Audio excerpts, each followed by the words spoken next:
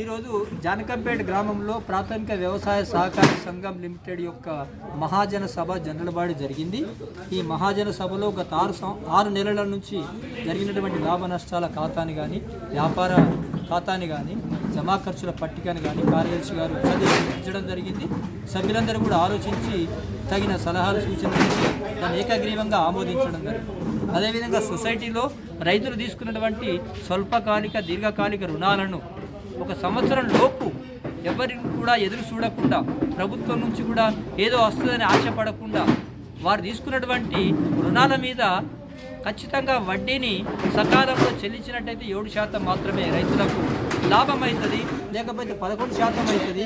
దాంట్లో కూడా 3% మళ్ళీ మనకు రైతుకు రిబేట్ వస్తుంది. కాబట్టి ఇది చాలా మంచి అవకాశం. దీన్ని రైతులందరూ కూడా ఉపయోగించుకోవాలా. సంవత్సరం లోపల తీసుకున్నటువంటి రుణాలని వడ్డీలు కట్టాలని చెప్పేసి ఈ సందర్భంగా రైతులని కోరడం జరిగింది. అదేవిధంగా సొసైటీ తరఫున బియ్యం కొనుగోలు అమ్మకం కేంద్రాన్ని కూడా ఏర్పాటు చేసినాం. ఈ అమ్మకం కేంద్రం ద్వారా రైతులకు సరసమైనటువంటి నాణ్యమైనటువంటి బియ్యాన్ని మేము అందివ్వాలని చెప్పి అనుకుంటాం. దాని ద్వారా రైతులకు, ప్రజలకు అందరూ ఉపయోగం, అట్లాగే సొసైటీకి కూడా కొంత ఆదాయం రావడానికి అవకాశం ఉంటుందని మేము ఆలోచించినాం. ఈ 3వ విషయం ఏంటంటే, మా సొసైటీలో పెస్టిసైడ్ షాపు పెట్టడానికి కూడా మేము గతం నుంచి కూడా జిల్లా వ్యవసాయ అధికారులకు కానీ ఎన్డీసీసీ బ్యాంకులో కూడా తీర్మానం చేసినాం. కాబట్టి తొందరలో ఆ పెస్టిసైడ్ షాప్ పెట్టడానికి కూడా అవకాశం ఉందని చెప్పేసి అధికారులతో మాట్లాడి ప్రయత్నం చేస్తామని చెప్పేసి సందర్భంగా మేము తెలియజేయడం జరిగింది.